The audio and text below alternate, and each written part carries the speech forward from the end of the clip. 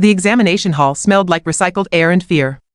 Captain Threll adjusted his sensory stalks, watching the mixed species class of cadets fidget in their seats. 20 years teaching toxicology at the Galactic Academy, and he'd seen every kind of student. The nervous ones. The overconfident ones. The ones who'd clearly spent last night partying instead of studying. Then there was the human. Marcus Webb sat in the back row, looking remarkably calm for someone about to take the hardest exam in the xenobiology curriculum. His species had only joined the Galactic Federation 3 cycles ago, and already they were everywhere. Loud, chaotic, impossible to predict. Threll didn't trust them.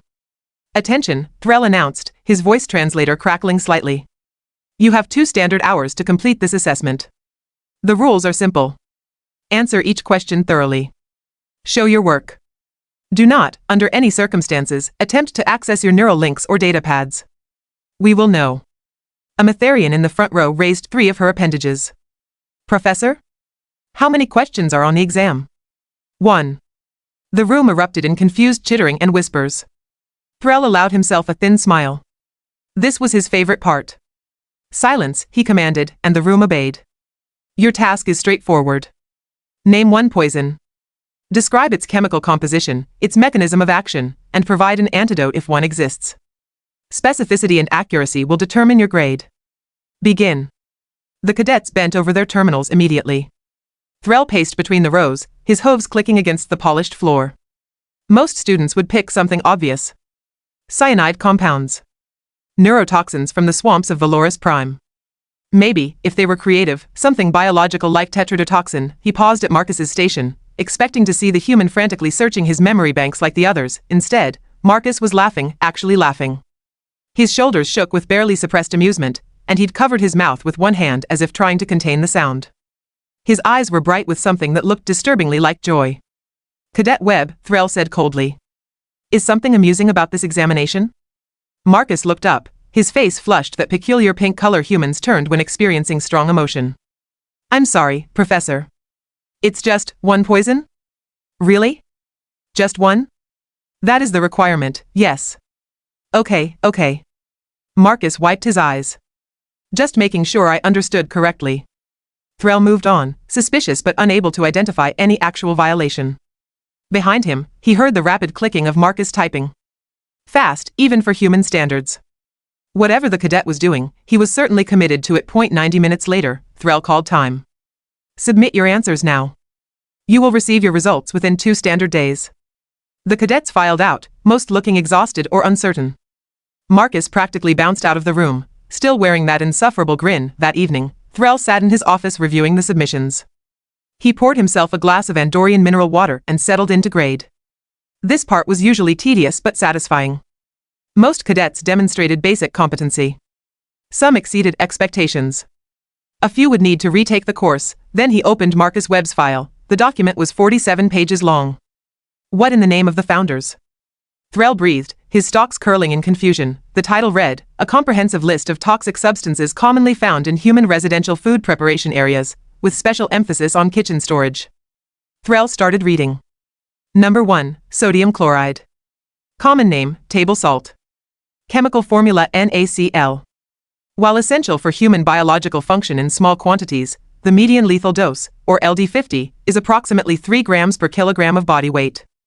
Mechanism of action involves hypernatremia, leading to cellular dehydration, neurological dysfunction, seizures, and death. Found in virtually every human kitchen, often in containers labeled sea salt, kosher salt, or Himalayan pink salt for variety. Antidote involves careful rehydration and electrolyte balance restoration. Please note, Professor, this is just to start with the basics. Just to start with the basics, Threll continued reading, his sense of academic duty warring with growing horror. Number 2, nutmeg. Yes, the spice. Contains myristicin, chemical formula C11H12O3. In doses of approximately 5 to 15 grams, induces hallucinations, tachycardia, nausea, and extreme dehydration. Deaths are rare but documented. Humans sprinkle this on holiday beverages and desserts. Treatment is primarily supportive care, as there is no specific antidote. Number 3, potatoes. Specifically, the glycoalkaloid solanine and chaconine found in green potatoes or potato sprouts. Approximately 0.8 to 5 milligrams per gram in affected areas. causes gastrointestinal distress, neurological problems, and in severe cases, coma and death. Humans store these in dark pantries to prevent greening but frequently forget about them until they sprout. Again, treatment is supportive. The list continued. And continued. And continued. Apple seeds, containing amygdalin which metabolized into cyanide. Cherry pits, same issue. Rhubarb leaves, loaded with oxalic acid. Raw kidney beans with phytohemagglutinin. Bitter almonds. Elderberries if not properly prepared. Mushrooms, oh, the mushrooms, an entire subsection dedicated to the various species that could kill you in different horrifying ways, all of which humans apparently considered food if you picked the right variety. Threll reached number 23, which was castor beans and ricin, one of the most toxic substances known to biological science, and Marcus had noted cheerfully that his grandmother grew them as decorative plants in her garden back on Earth. Why number 30? Threll needed something stronger than mineral water. He retrieved a flask of Tarian spirit from his desk drawer and took a long pull directly from the container. Number 34, chocolate. Contains theobromine, chemical formula C7H8 and 4O2. While humans can metabolize this compound, it is highly toxic to many Earth species and potentially lethal to several Federation member species. Median lethal dose varies, but for canines, approximately 100 to 200 milligrams per kilogram. Humans keep this substance in abundant supply and consider it a treat, a comfort food, and an acceptable breakfast item when combined with processed grains and milk. No antidote exists aside from induced vomiting and activated charcoal if caught early. There was a footnote. Professor, I should mention that chocolate also appears in human courting rituals. We literally give poison to people we're trying to romance. Make of that what you will. Threll made a sound somewhere between a laugh and a choke. The list marched on relentlessly. Caffeine.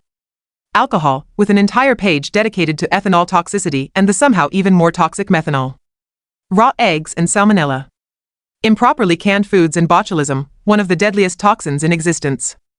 Nutmeg had already been covered, but Marcus added a note that humans also had mace, which came from the same plant and was also toxic in large doses, just for completeness.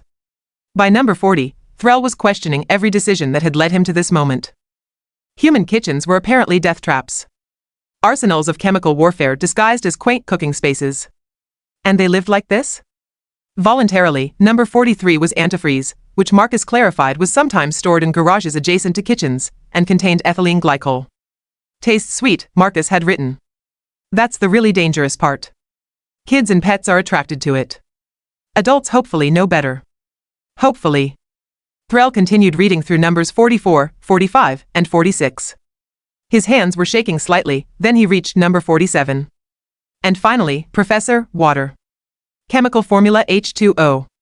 While necessary for human life, water intoxication or hyperhydration can occur when excessive amounts are consumed in a short period, diluting blood sodium to dangerous levels. This causes hyponatremia, leading to cellular swelling, particularly dangerous in the brain. Can result in confusion, seizures, coma, and death. The fatal dose varies but has been documented at approximately 6 liters consumed over 3 to 4 hours. Treatment involves restricting fluid intake and carefully restoring electrolyte balance. I include this to demonstrate that, given sufficient quantity and poor judgment, humans have managed to poison themselves with literally the most essential and common substance in our kitchens. There was a final note at the bottom. Professor Threll, I hope this adequately answers the question. If you need any clarification or would like me to expand on any of these entries, I'm happy to do so. I didn't even get into cleaning supplies under the sink, but I figured you specified kitchen items specifically. Also, I focused on acute toxicity rather than chronic exposure, because that's a whole other paper. Thank you for a fascinating course. Respectfully submitted, Cadet Marcus Webb. Threll sat back in his chair, staring at the ceiling of his office. 47 poisons. From one human kitchen. The assignment had been to name 1.3 days passed before Threll worked up the courage to release the grades. He spent most of that time drinking, researching, and questioning his understanding of biology. Every single substance Marcus had listed checked out. The human hadn't exaggerated or fabricated anything. If anything, he'd been conservative in his estimates. Threll had spent an entire evening reading about cassava, which apparently required extensive processing to remove cyanogenic glycosides before humans could safely eat it. Billions of humans consumed it daily. They'd developed elaborate cultural preparation methods over thousands of years specifically to make poisonous roots edible. Why?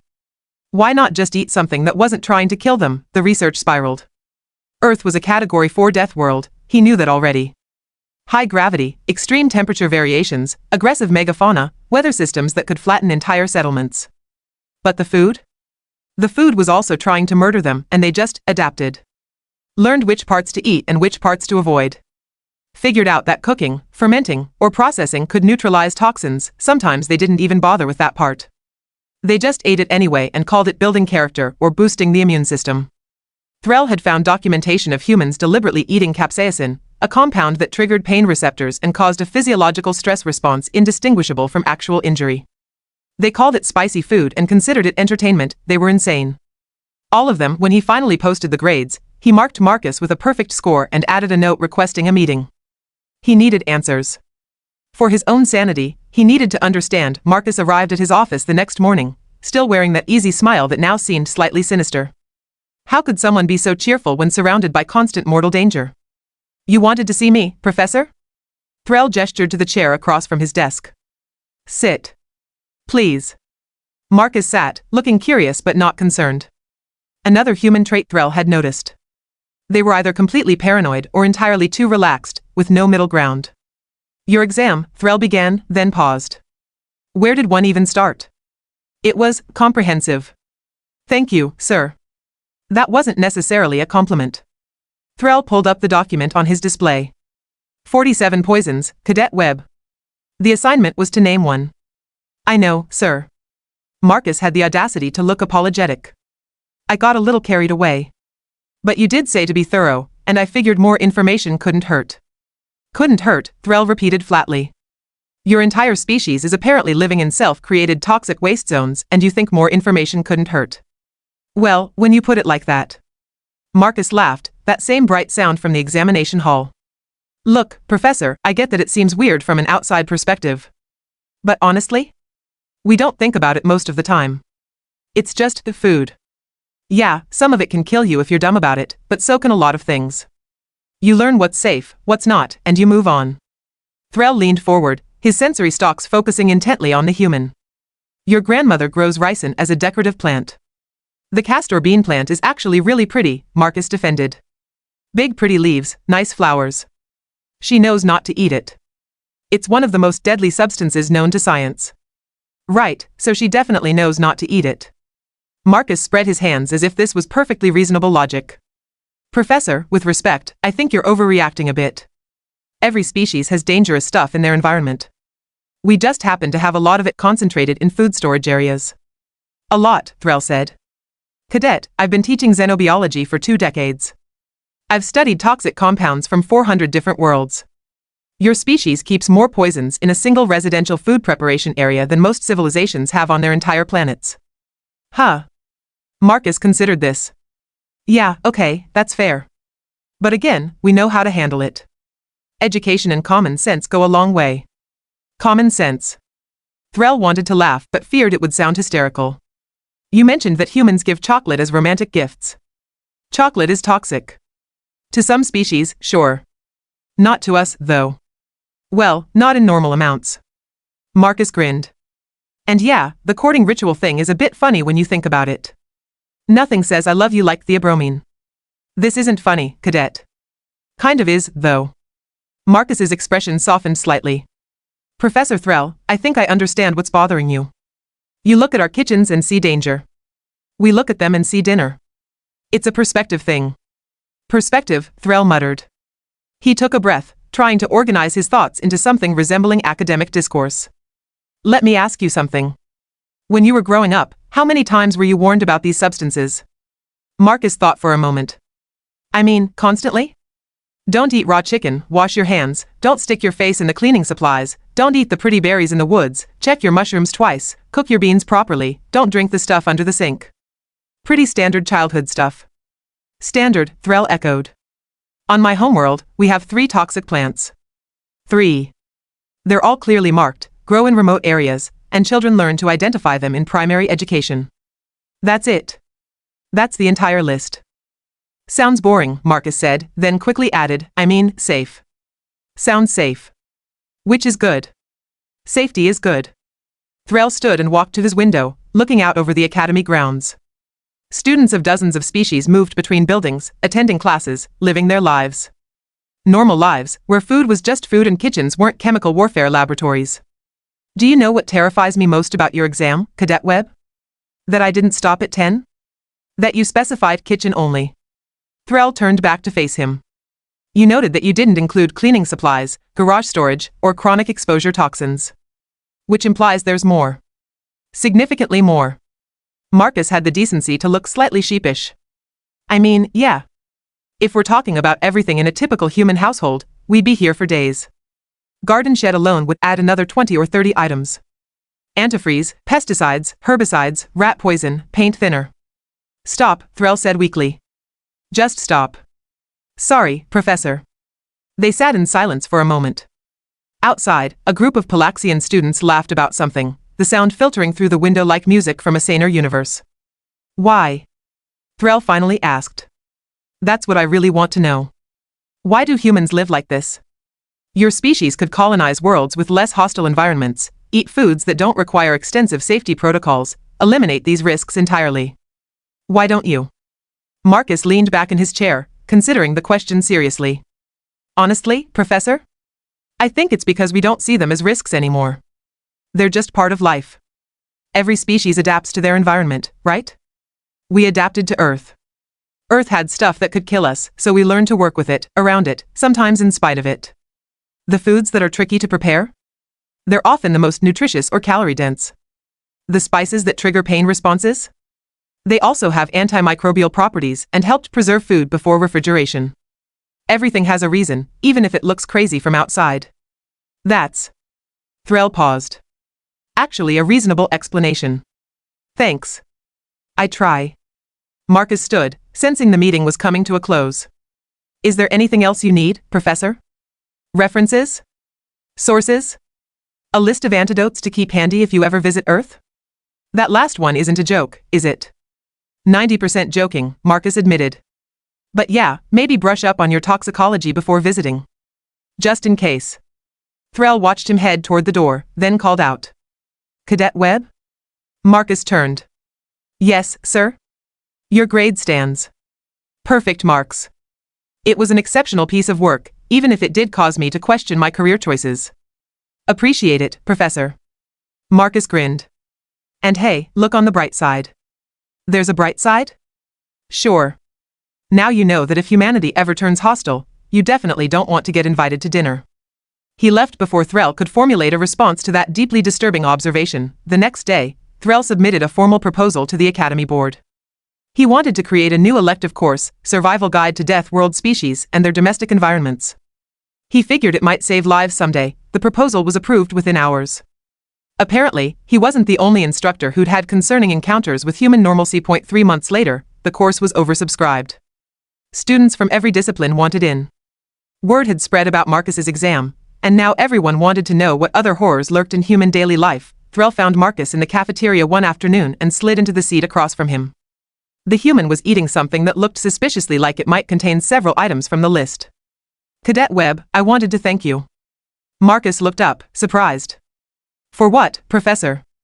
Your exam inspired my new course. It's been quite successful.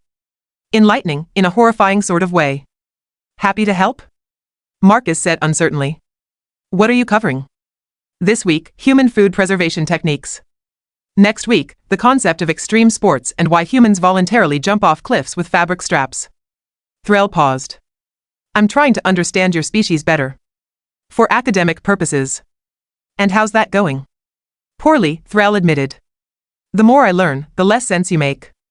But at least now other species are equally confused, so I have company in my existential crisis. Marcus laughed, and despite everything, Threll found himself almost smiling. Maybe humans were chaos incarnate and walking disaster zones. Maybe their definition of safe was everyone else's definition of suicidal, but they were interesting. He'd give them that much. Hey, Professor? Marcus said, finishing his meal. If you really want to understand humans, you should come to the cultural festival next month. We're doing a cooking demonstration. I'm making cassava cake. The poisonous root. Properly prepared poisonous root, Marcus corrected cheerfully. Totally safe. Probably. Probably, Threll repeated. Definitely. I meant definitely. But the human was already walking away, leaving Threll to wonder once again how this species had survived long enough to achieve space travel. 3 weeks later, the Academy Medical Center reported a 15% increase in anxiety medication prescriptions among non-human faculty. Threll wasn't surprised. He was, however, seriously considering attending that cooking demonstration. For research purposes only, of course. Someone had to document these things for future generations. Someone had to warn them. Besides, he was curious about the cake. It was probably going to be delicious. Humans were annoyingly good at making poisonous things delicious. That might be the scariest part of all.